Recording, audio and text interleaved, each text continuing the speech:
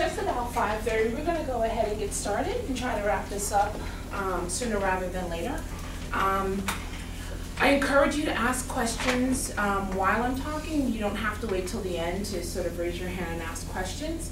The presentation that I'm going to talk to you today is about fall recruiting and also the summer job search, or how to have a successful summer. So we're going to start off with the fall recruiting program. So our goals for today are to give you an overview of fall OCI. So when I say fall recruiting, I'm really talking about a larger process, and that process includes many different types of job searches that you'll do during essentially the summer, even though it's called the fall. And one of those processes is going to be the on-campus interviewing program, which we have shortened to OCI. So the OCI process, we'll talk a little bit about the types of employers that will be participating. We'll talk about some of the important dates and deadlines. How many of you have never used Simplicity before? Okay, 3. We'll briefly talk about Simplicity. I was going to do a demonstration, but unfortunately the system is not open right now, so it's a little hard to do that, but we'll talk about it very briefly. We'll talk a little bit about OCI policies and procedures, and then how to outreach to the large majority of employers who are not going to be on campus pretty much over the summer. In part 2, we'll discuss some strategies on how to achieve success in your summer job position, and essentially how you can use your position this summer to increase your opportunities for the fall and even for post-graduation. So I'm hopeful that we'll get this done in about half an hour to 45 minutes. I talk really fast. I can get it done in 15. So if I start to ramble and go too fast, please raise your hand and stop me. Okay, so what is on-campus interviewing? Like I said before, on-campus interviewing is where we have employers who are part of a program. They have registered with us, they will come on the campus and they will interview students. They interview 2Ls and 3Ls. So you'll hear me talk about 2Ls and 3Ls. When I say 3Ls, I really do mean 3 RDs and EDs, people who will be graduating in 2013. And when I talk about 2Ls, I really do mean to include evening division students, third year evening division students, and second year regular division students. And so employers use this process to essentially hire for their summer programs and also for postgraduate positions. One thing to keep in mind about on-campus interviewing, a lot of people see OCI as sort of the only program that you'll participate in order to find a job. That is not true. Last year we had 52 employers who participated in our OCI program. There are thousands of legal employers across the country.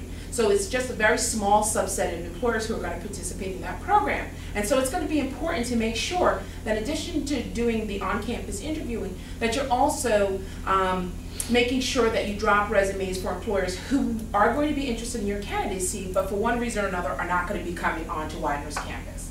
So when does OCI begin? We've already started preparing. We sent out invitations to about 200 employers, including those who were on campus last year, in addition to employers who have recruited here in the past, in addition to large number of government employers as well as public interest employers. So we started that process in March. We are now hearing back from employers. We do have a few employers who have already signed up. They tend to start sort of steamrolling towards the end of May and into June, just as the program is starting to open. So we have already started the process of on-campus interviewing. Last year, as I said, there were about 52 employers. As you all know, the economy took a downturn a while ago, and so we're still sort of trying to ramp up back to our pre-economic downturn number of employers. So at some point in the past, and I was not here at that time, we did have approximately 75 employers coming on campus. So we're still trying to encourage more employers to come on campus. When I say on campus, there are 2 components. There's an on campus where the employer will literally come here and interview you, and it will consist of about 20-minute interviews. And some of you may have done this in the spring on campus recruiting, and some of you may already be 3Ls who have done this last year. And what you would do is you would get an interview slot.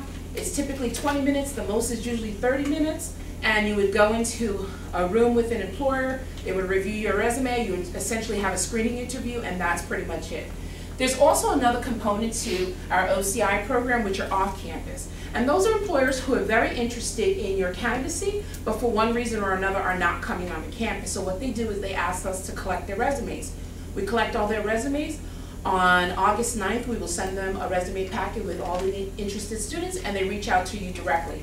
Sometimes those employers find so many interesting candidates that they decide to put together an interview schedule and come on campus and interview you, or they'll decide to interview you at their offices. So those are the two components of the OCI program. So the types of employers is important to keep in mind. OCI really deals with large corporate employers, particularly law firms, but during the process you'll also have large federal employers, so the Social Security Administration, the Housing and Urban Development, many of the Department of Justices will interview through that process as well. We sometimes have public interest organizations, so sometimes we get the Philadelphia District Attorney's Office, or we'll get other types of community legal services who may participate in the OCI program.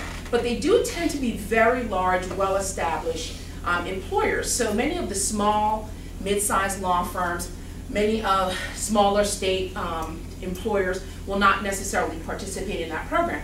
So it's important when you're thinking about your long-term and comprehensive strategy that OCI is just going to be one component. So in addition to those employers that you'll see on campus, you'll want to make sure that you put together a plan that's going to include all of those other employers. Remember, there's only about 50 or so that come to campus, and there are hundreds that don't.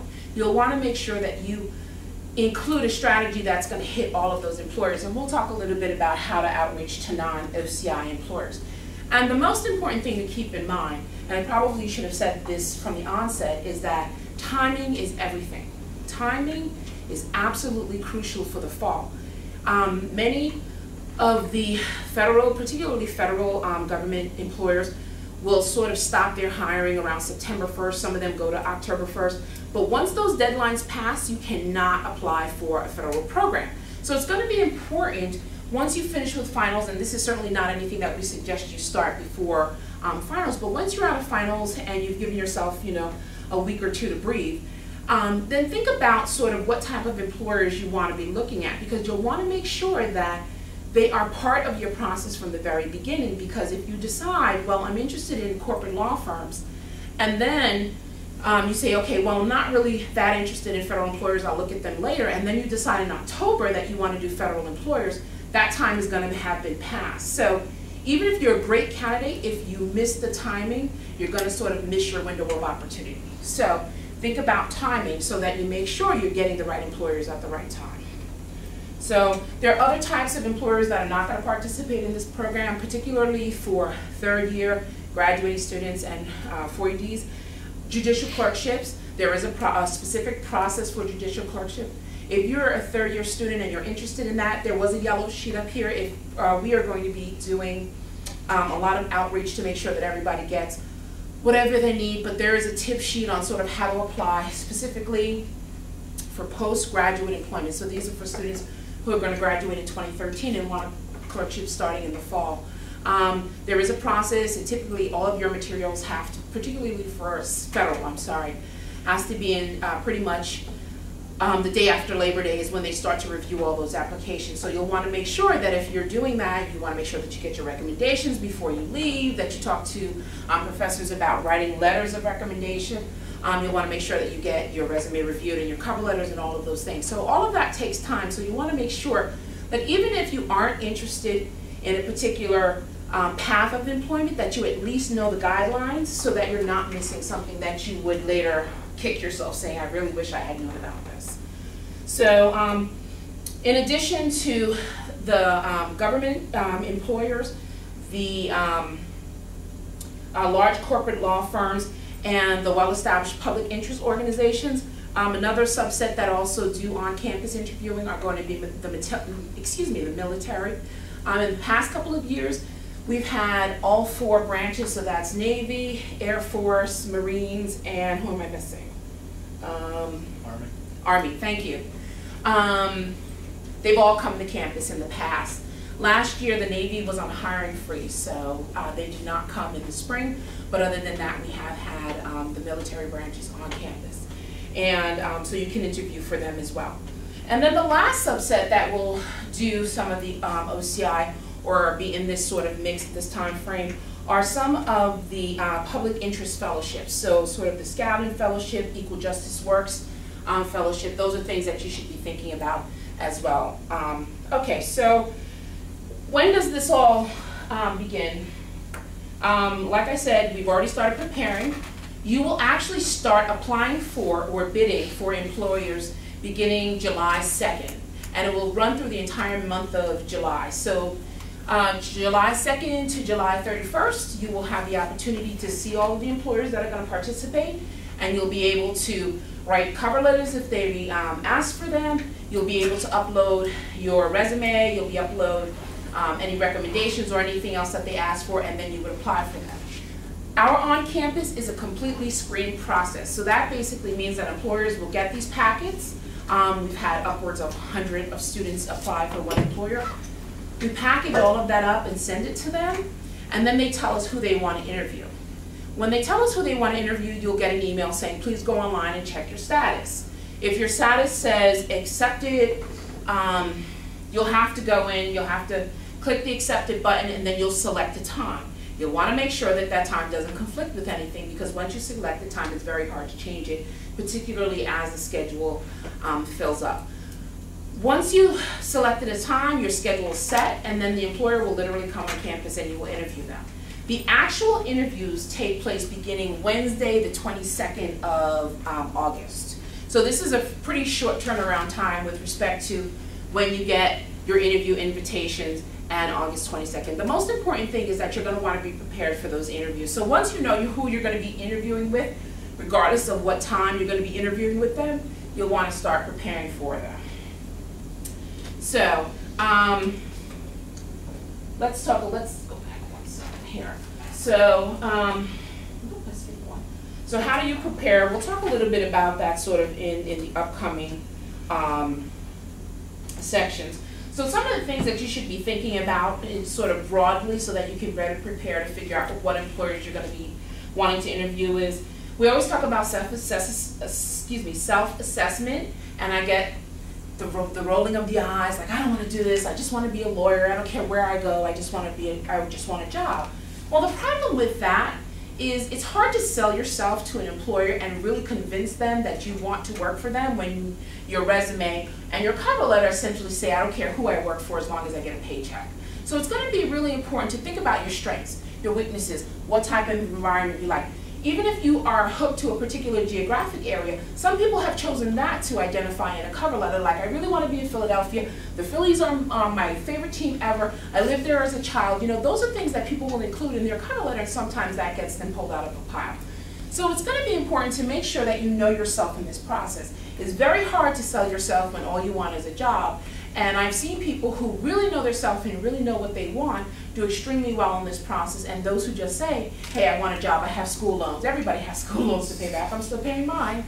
But it's really hard to sort of sell yourself when you come at it towards that way. And even if that's in the back of your mind, you've got to figure out what else in addition to paying student loans is going to make you get up in the morning, quite honestly. Okay, so I'm not going to go too into much anything else. Of course, bringing up your GPA is always a good start. If you've had a rough semester, seek assistance now. Make sure that you position yourself to do the best that you can on your finals. At some point right after this process, meaning right after your finals are over, you should have a really strong cover letter and a really strong resume. If you don't have those things, you can wait till after your finals are over and then work with your counselor to make sure that your resume and your cover letter say exactly what they want to represent yourself. And you may want to think about tailoring your cover letter depending on which type of employer, because the type of cover letter that you submit to a large corporate law firm is probably not the same cover letter that you want to send to a public interest organization. So making sure that you're putting the right things in the cover letter so it really showcases sort of your talents and your acumen, and that you're putting your best foot forward. The other two things that you're going to need in this process is a writing sample and a reference list. So one of the things we'll talk about in Summer Success is about trying to get a writing sample this summer. So when you're off into your various positions, whether it's paid, whether it's unpaid, whether it's doing pro bono work, you'll want to try to make to do assignments that are going to allow you to do a memo. Obviously, you'd have to check with any supervisors whether or not you'd be able to use that as a writing sample.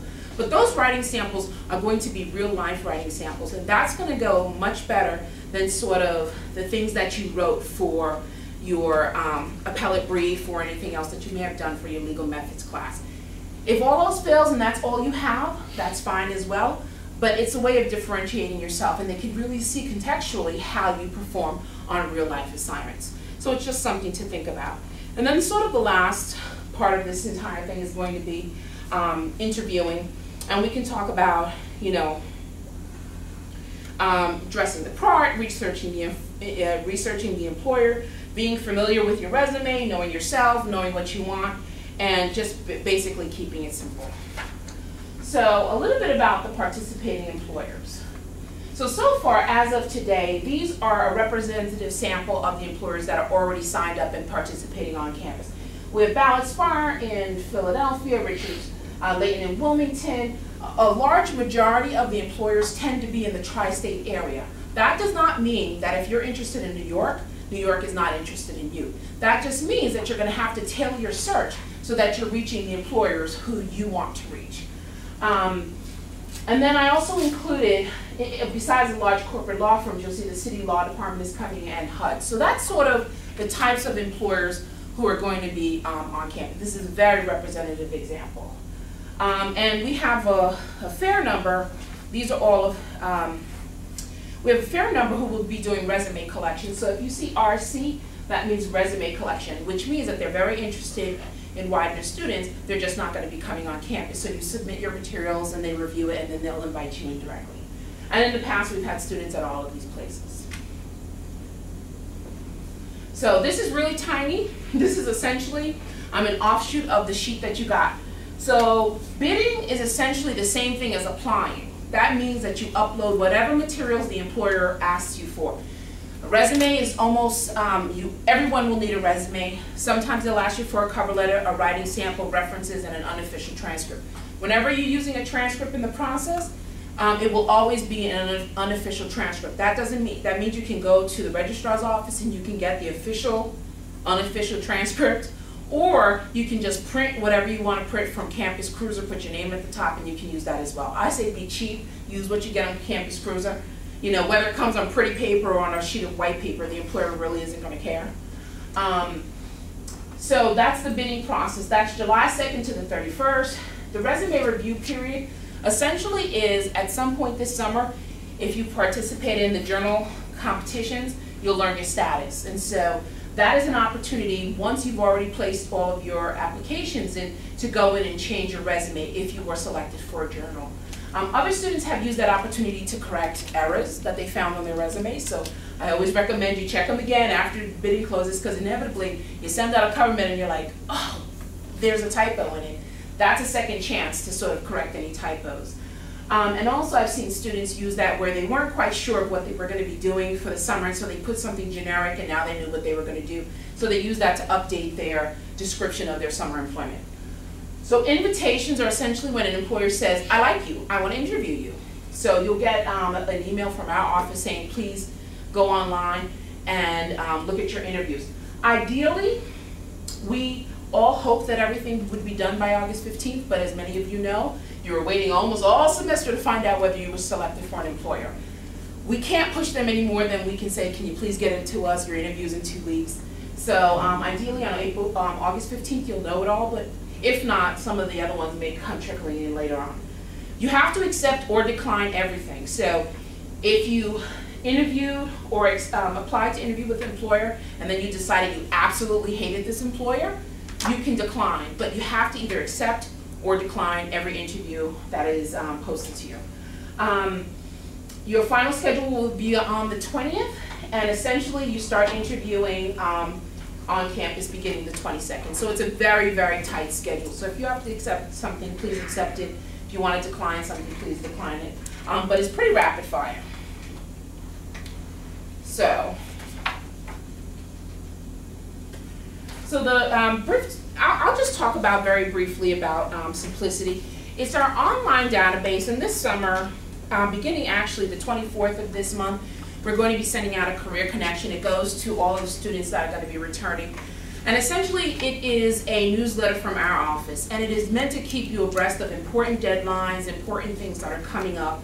So when you get this newsletter, please don't delete it. If you don't get it on the 24th, please let us know, because essentially, every single year, we have students who will contact us 2 days after the deadline of on campus and say, I never got an email saying it was time to bid. And by that time, it's sort of hard to unring the bell, since everything moves so quickly. In the newsletter, we're going to try to make sure that we update you on upcoming dates. We're going to keep you abreast of programs. So in addition to on campus, there are also GPALs. You may have heard of it before, but it's the Greater Philadelphia Area Law Schools. And essentially, we participate in a consortium with the other 7 area local schools, and we put together 2 job fairs in the fall, particularly. One is for Philadelphia, and one is for Washington, D.C. And again, it's another opportunity to meet with employers. Both of those happen in September. The deadline for those are going to be in August. So there's constant deadlines coming up, and we want to make sure that you aren't missing those deadlines. If you see it and you decide that you have no interest in it, just delete it. But don't delete it before you actually take a look at it, because it does really have a lot of information. Our career connections will also have videos on it, talking about what to do during the summer, you know, how to make connections, how to network, how to interview, all different types of things to sort of get you prepared. And it'll also talk a lot about, you know, sort of all of the deadlines that you need to know. So specifically with respect to simplicity, the career connections and everything that I will be sending you over the course of the summer is sent through Simplicity. So if you haven't gotten on there, I would recommend that you get on there and sort of work your way around it. In every career connection, I always put the link for Simplicity, because sometimes it's hard to find it on the website. So everything I send you, I try to make sure that Simplicity is embedded in there. So you're just clicking on a link to bounce you to the website. You have to use your Campus Cruiser to get in. So if you don't check your Campus Cruiser, please link your Campus Cruiser to your personal email so that you're getting those emails. And make sure that you're sort of checking. If you don't want to link it, then make sure you're at least checking them so that you're getting all the information. Simplicity, in addition to the job, the on-campus interviewing, many employers will list their jobs in Simplicity. So you periodically will see emails that go out saying, you know, clerk needed for fall, 8 hours a week or whatever have you. Those come out from our office, but in addition to that, we have many employers across the country who are looking for summer associates for 2013, and they'll just list their jobs in the job section. So even if you're have decided that you're not going to do on-campus recruiting, Simplicity is still going to have all of the jobs that come to our office that are going to be relevant for you. Typically, they're listed as either interns or summer, or it could even say summer 2013. Sometimes it's listed as summer associates, so just sort of check through the job postings on a fairly regular basis. So that's pretty much it for Simplicity. If you have, go ahead. I was wondering on the Simplicity thing, is that, yeah. So when you say they come into the office, does that mean that they would actually send them to Widener, or they just post them on Simplicity? They actually post it on Simplicity. Okay. So they'll say we're looking for a summer associate, and they'll give you a deadline to apply, and they'll tell you what you need to apply. We will have a tutorial, a video on Simplicity, which is going to be one of our webcasts Wednesdays. So if you need help sort of navigating the system, you can look at that at your leisure. We try to make sure that we're doing a lot of things online, so that if you're not physically here in Wilmington during the summer, that you have access to everything. And if you decide that you want a counseling appointment and you're off campus, call us up. We'll do it by phone. We do it all the time for a loan. So that's sort of what I had to talk about generally. I know I went through it pretty quickly because I talk fast and it was pretty quick. Does anybody have any questions about OCI? Okay. So we'll talk a little bit now sort of about summer success. And this is a little bit longer, but making outreach to non-OCI employers over the summer. I'm sorry, this is first before we move on to summer success. There's a couple of things that you can do. So non-OCI means they're not going to be on campus and they're not participating in our resume collection. So that's sort of hundreds and hundreds of other employers. You'll always want to check Simplicity first to make sure that they don't already have something in there. The next step is to research employers, and you can research employers using a variety of different means. You can use Now Directory for the large corporate law firms across the country. You can use martindale.com for some of the small and the mid-sized law firms. You can use the Arizona Guide, which really gives you an idea about all the government programs. And everything that I'm talking about is actually in the book at the front, if I'm going too fast for anybody. The Arizona Guide will talk about government programs, honors programs, PS LawNet, and Equal Justice Works. We'll talk a lot about public interest and a lot about fellowships. And so those resources can be good places to sort of start looking for employers. The fall recruiting season, and I like to call it fall recruiting season because OCI is just one part of that. And so if you want to make sure that you're sort of reaching out to all employers, and I always tell students the rule of thumb is if you want to work for a corporate law firm, and that's the one thing that you want to do. If in November you did not get a job at a corporate law firm and you would work anywhere else, you want to make sure that you're running that search at the same time. Because inevitably what happens is the way that the system works is most large corporate law firms, the larger public interest and government will almost inevitably sort of run their process through September and October. By October, they've pretty much hired. So what happens is some students will hold on and say, I really want to work for a large law firm. And then they get to the end of October and they did not get an offer for a large law firm. And then they come to our office depleted saying, now I really want to work for government. And I say, well, government has already hired and their timelines have closed. So there's no opportunity for you to look for government. So here are what your options are. If you don't want to have that conversation with me in October, then I recommend that you look at everybody at the same time. I always tell everybody that I work with, you would rather tell somebody no and have 3 options than starting from the beginning in October. It really damages your psyche. It makes you feel like nobody's going to hire you. Everything gets a lot more desperate because loans are going to be coming up a lot sooner. So if you start early and you put lots of things in the fire, inevitably you will have more options. So a big key of your search strategy is to figure out everybody from the beginning you want to apply for, sort of get everybody in line, and then start going through the process. And as you go through, when you get options, you start narrowing and narrowing and narrowing, rather than starting really narrow and then sort of getting desperate and just saying, look, I just need a job. Because it really does get, it's a lot harder when the timing guidelines have already passed and these people have just hired. So researching employers is going to be, what employers do I want to work for? Do I want to work for a district attorney's office? And you can't work for district attorney and federal defenders. A lot of people get confused about that.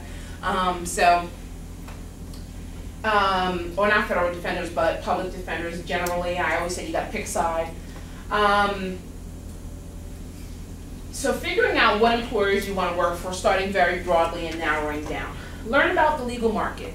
If you're interested in Philadelphia or Wilmington, learn about that legal market. It will help you in terms of preparing for your interviews and also being able to write a cover letter that is convincing, because a lot of this is about making connections with folks. Networking, networking, networking. And the reason why we put that there 3 times is the large majority, particularly in this climate, a lot of people find their jobs by networking. And it doesn't mean that when you talk to somebody they're going to have a job to offer you. It just means that they may know of a lead that may lead you down a road that may ultimately lead you to a job. And the other thing too is if you start applying for smaller and mid-sized law firms, they're on a slightly different hiring time frame, so they're sort of looking throughout the fall and sort of into the spring. If you happen to reach out to an alum at a smaller law firm and you talk with them in September and say, hey, you know, I'm really interested in this type of law. How did you get there? What are you doing? You know, what's this all about? And then you find that in January that law firm is working. Then you can reach back to that alum and say, hey, you know, we talked to so and so. I understand that there's an opening at your job. Would you mind walking my resume down to the, you know, recruiting directors or plug-in HR coordinator? It gets you pulled out of a pile. You would not believe how important the process of networking has become in sort of like the job search process. So contacting employers, resume, almost every packet that you will send out to an employer for applications will be a resume and a cover letter. If you have an awesome transcript, you include it. If your transcript is a 3.0 or less, you wait for them to ask you and then you say, mea culpa, I'm a great attorney anyway, don't look at my grades. And you that's how you sort of started. And always, the one important thing is always following up. So pretty much, we encourage you to start applying for non-OCI employers over the summer. So pretty much after July 4th, you should be reaching out to all of those employers who you want to talk to but aren't coming to campus. So that's sort of your moving deadline, July 4th, with the understanding that most employers in the category are going to start looking at resumes August 1st and shortly thereafter, and they will start their interviewing on campus in earnest almost August 10th. I'm getting confused, April, August. August 10th, they'll pretty much start interviewing across the country, so you'll want to make sure that your materials are there at that time. But if you sent your materials and they ended up in spam, then it's as if you never applied to that employer. So it's always better to make sure once you've sent everything out in July, by August 1st, just checking in, hey, I sent you my materials, I'm really interested in a position, did you receive them? They'll say, yes, we got them, great. Is there anything else I can send you as you consider my candidacy? If they did not get them, may I send you another copy of them? So you want to make sure that you're following up. So that's a really important step. And then, of course, obviously preparing for interviews once you are selected. Okay. So we're going to move on to summer success. And we're going to sort of go through this fairly quickly. And the reason why I think this is an important process, not that many of you know how to do well on a job, show up on time, make sure your suit is pressed, don't roll out of bed, make sure you turn in assignments on time. But I think one of the important things is that students may not understand that using your summer job, it's an opportunity for you to meet employers, to meet attorneys, to see what they do on a day-to-day basis. It can be an opportunity for you to line up something else for the fall, even potentially post-graduation. So I always want to talk about your summer job success in terms of how it can position you for something potentially with that employer in the immediate future, near future, far future, or also just how to use that to meet other folks to round out your job search. So I wrote success equals initiative, right? This is a fairly simple concept. The more initiative you take, the better. However, make sure that you're deferential.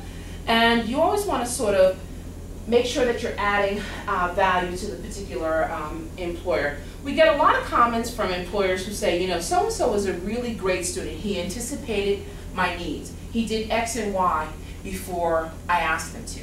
And the better you can get at sort of anticipating what your supervisor or whomever you report to in the summer, the better your summer is going to be with respect to sort of making and building relationships. So one thing I wrote is, next thing I wrote is also knowing your client. So most people think of their client as the person who they're providing legal services to. But actually in the summer, your client is your supervisor, your director, or whomever you are reporting to. Anybody who's in a position to monitor your work is your client for the summer. So in addition to sort of all of those other things that you may be doing, you want to make sure that you're making their life easier and not harder. What does that mean? If you're asking them persistent questions that you should know or can figure out on your own, that's making their life harder. You have to keep in mind that many of these professionals are extremely busy, so the more that they can just give you and you can go and do on your own with a little, sometimes no direction, the better attorney they're going to think that you are. Because they really want to know that they can just hand you something and say, hey, I need this by 5 p.m., I need it in, Philadelphia jurisdiction, have at it. Rather than somebody who might come back and say, where do you need it again? What do you need? What is this? What does that do? How many this, that? Sometimes, if they can trust you with these projects along the way, it makes their life a lot easier with respect to being able to just get it done.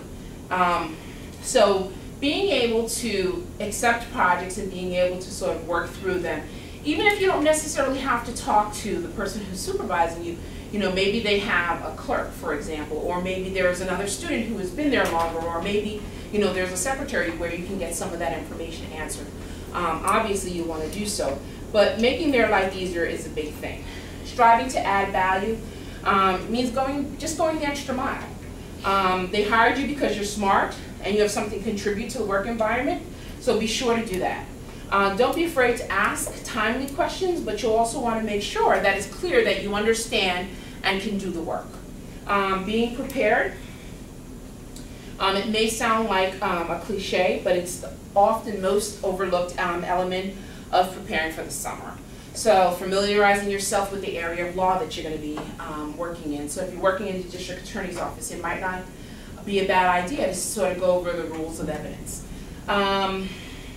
Sometimes asking for a treatise or general sort of packet of information that they may have available to sort of new employees might go a long way. So for example, many times if you're working in a law firm, they might have a database where all of the work of everybody in the firm may be stored.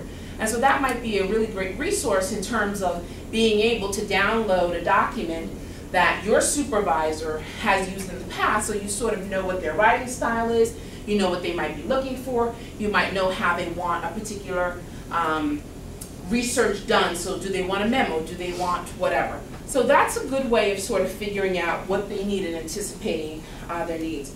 Look back on all in some of your case books for general information about the area, and just being prepared as you sort of move into that next stage. So do good work, sort of goes without saying, but your written product is a direct representation of your legal skills and acumen. So be sure to spell check and make sure everything that you submit is error-free. The largest complaint that we get from employers and potential employers are sort of typos. Sometimes, you know, we all move very quickly. We're trying to get things turned in pretty quickly, and we're trying to turn around, probably working on multiple tasks at a time. However, if you turn in things with lots of typos, it really does say that you might not be able to do the larger work, and they may not be willing to sort of rely on your larger legal sense if they don't think that you can get the small things right. So really try to strive for your work to be error-free. So how can one do this? Very simply, if there's other summer folks there, get into a system with sort of exchanging. Look, you read my brief, I read your brief, we'll turn them in. If you have sort of an intermediary, so in the clerkship realm, if you have a clerk, then make sure you sort of run your written product across the clerk before it heads off to the judge. If there's no one, if it's just you and another person who's supervising you, send it to one of your friends. Hey, look, this is my first writing sample. I'm not sure. I want to make sure that I've crossed every T and dotted every I. Can you take a look at it for me? It will go a long way in terms of being able to show that you've took every precaution to make sure that you're turning in a really good piece of work. And you won't have to do it all summer. It usually takes 1 or 2 times before you really get in your groove and being able to sort of write the way that whoever's supervising you wants you to write. Also asking the format, also important. Do they want a verbal? They almost always say, just report back to me, but inevitably they mean really write something for me. So just figure out whether they want a memo, whether they want a brief, whether it's going to be a portion of a larger argument, so you're making sure that you're putting it in the right format. And sometimes we talked about the database. You can ask them, hey, do you have a sample that I could follow? Another one is that I want to talk about very quickly is never compromising your integrity. Your reputation is all that you have, so protect yourself by developing a good reputation from the beginning. Trust me, it could last a lifetime, particularly in small markets like Philadelphia and Wilmington, where everybody knows everybody, so things do get around, so just be mindful of that. Starting to develop your job, your summer, one second, pardon me, develop your career over the summer. So here's where I talked, segueing earlier. Meeting people who are doing the type of work that you want to do. If you find somebody who you're working with this summer who may not be supervising you, who's doing the type of work that you want to do, ask them to lunch, ask them to coffee, ask to stop by for 15 to 20 minutes to talk about how they got into that particular field. What do they do on a day-to-day basis? Those are the things that are going to really help you to sort of figure out where you want your career to go. We all want to be lawyers. I think that we all came to law school for that purpose. Many, few people did not for other reasons. But if you want to be a lawyer, that's great. But there's so many different types of law that one can practice. So if you find somebody who's doing what you want to do, whether or not you're working directly for them, whether or not they're in the same office, whether they're at another place, you want to start sort of informational interviewing. And that's, you don't really want anything from them, right? Ideally, you'd love a job, but you're not going there for the purpose of getting a job. You're going there because you really and truly want to find out more information about what they do. And it's a great way, A, to network, and also a great way to sort of figure out what you want to do long term, and whether or not you thought what you wanted to do is what you really want to do, based on some real substantive work. Because plenty of people start out as wanting to be patent attorneys and then figure out what it actually does, and they're like, no, I'd rather, watch paint dry. So no, no dish to patent attorneys in the room, or future patent attorneys in the room. So use your summer opportunity to network and learn more about the organization that you're in. So if you want to be a district attorney and you're working for the Chester County District Attorney's Office, meet people in the organization, find out more globally about the organization. I think we all sometimes get very set on the tasks that we're doing and can get very pigeonholed, and we don't look long term about what we want from an organization. And so the best way to find out is to sort of think about more broadly what the organization is about and learning about it. If someone else is doing the type of work that is of interest to you, check in with your supervisors to see if you can get an assignment from that person. Sometimes you may be assigned to a specific supervisor, but you know that Joe down the corridor is doing, criminal whatever, and you have a really strong interest in that, or you have a really strong interest in a case he might be working for. Ask your supervisor, would it be okay if you would be able to take an assignment from them? It'll work to your initiative, but it'll also give you a chance to see firsthand some of the other things that you might really be interested in doing. The more experience and exposure that you receive now, the easier your career choices will be later, and it'll also make you better prepared when you're sort of interviewing, and also when you're interviewing and also sort of in the process of obtaining a job in that area. Also, keep your eyes open for additional employment opportunities. Many times while you might be at a place for the summer, they may say that they're looking for somebody to do an internship in the fall, or even in the spring, in terms of school year internships. And if that's of interest to you, that could be something that you think about. So very quickly, we'll talk a little bit about legal research. Always have a pen and paper when you're accepting assignment. If someone stops you in the hall and asks you to do a quick assignment, take a minute to grab a pen and paper and record what they're saying. Also, ask a couple of questions. What do you suggest I start? How much time should I spend on the research? How far back should I go in time? What jurisdiction should I focus on? How would you like to receive the results? A memo, a brief, verbal, and when is it due? The absolute most important question in the lineup, and always make sure that you are hitting deadlines. If you get to the point where you think you might miss a deadline, or you think you're coming up against a hard deadline, you'll want to make sure that you give the attorney as much advance notice that you're going to need more time. Okay, so it's always important to strike a balance to convey to the employer that you understand the nature of legal research, but you do not want to ask too many questions that may seem like you could not handle the research. And the most important thing, in the real world, Lexis and Nexis and Westlaw are not free. In law school, they give you this, call you into this false sense of you can run an all cases search in the database. In the real world, it costs money. So you'll want to make sure, and it's pretty expensive too, and all of that gets billed onto clients if you're in the private sector, and you may be restricted if you're sort of in the public sector or in government with the types of searches you can run. So always make sure that you're sort of searching as narrow as possible. And a couple of tips of the trade. So when you're getting started, use the 5-minute rule. If you've searched for 5 minutes and you haven't really found anything, seek help. I know it seems like 5 minutes is a really short amount of time to not figure out. But the thing to remember is that there are people there who can help you. So if you've hit the 5-minute mark and you're still stuck on research, call your organization's librarian. The librarians are immensely helpful. They want to help you. They probably sit and do nothing because everybody uses a lot of electronic databases these days. So they will literally sort of help you do all of that research. I've used them ad nauseum when I was in private practice.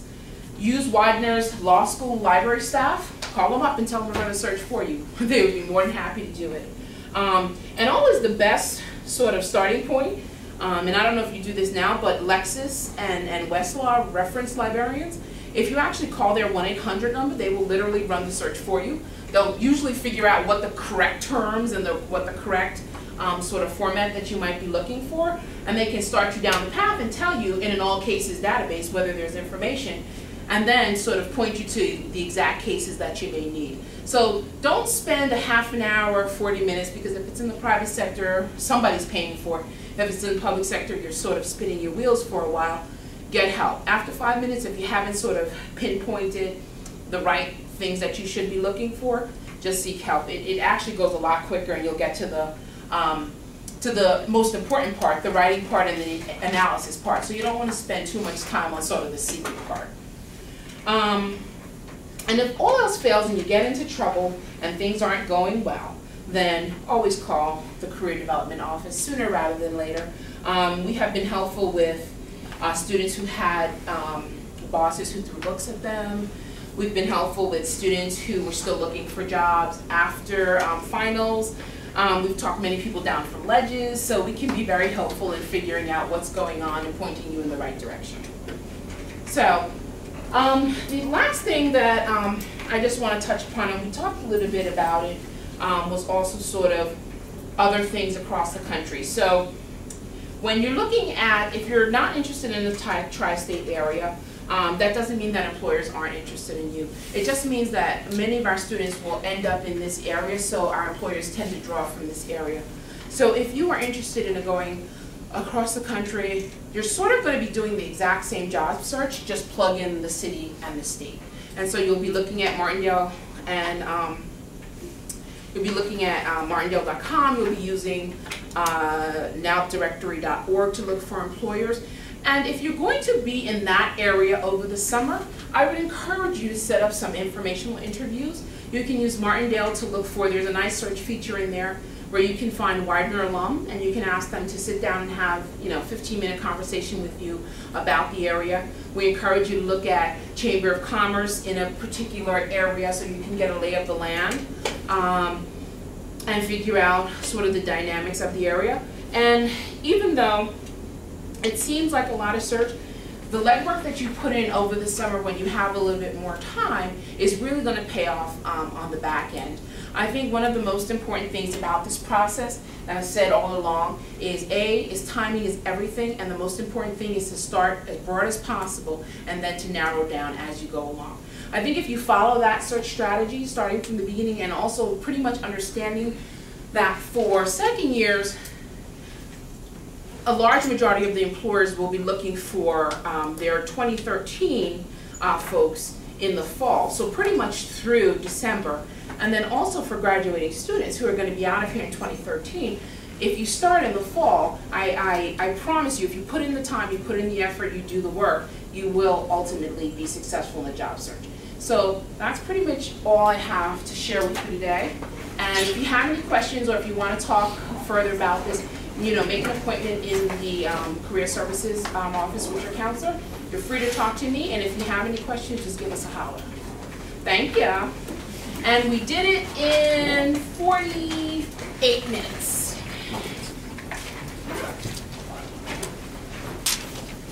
Let me just turn this off before we start talking because everything will be taped.